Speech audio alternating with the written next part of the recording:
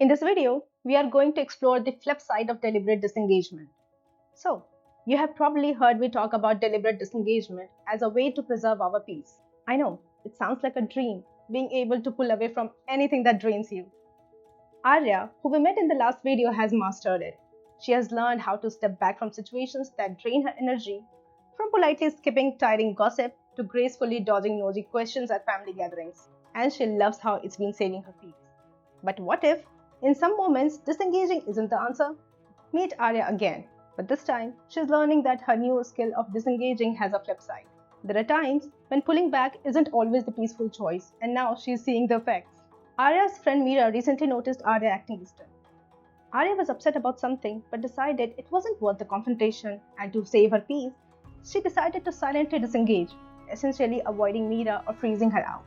But Meera, left in the dark, kept wondering what went wrong, feeling hurt and confused by Arya's sudden silence. In this situation, Arya's disengagement left Meera feeling neglected, straining their friendship in ways that could have been avoided if Arya had chosen to communicate instead.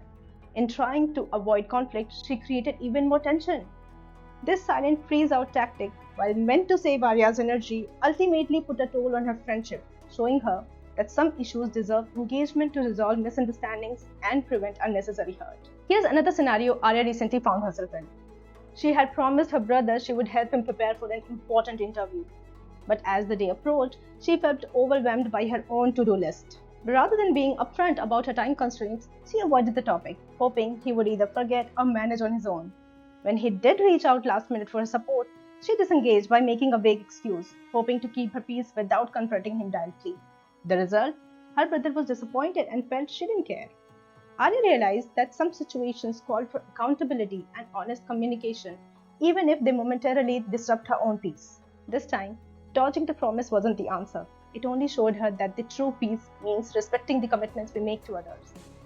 One evening, Arya was out late with friends. It was a rare moment of fun and she was thoroughly enjoying herself. But when she got back home, her family was genuinely concerned since she hadn't checked in. However, in her desire to keep her night carefree and avoid answering questions, she chose to brush off their concerns without any explanation. This time, her disengagement didn't feel liberating. It only caused worry and tension with the family, showing her that disengagement at others' expense doesn't bring true peace. She began to see the cost of prioritizing her peace at the expense of others' well being. Arya's experiences taught her that deliberate disengagement isn't a free pass to sidestep accountability or avoid difficult conversations. Real peace comes from balancing both engagement and disengagement. For every moment we pull back to protect our peace, there will be others where we do need to lean in, communicate, and take responsibility.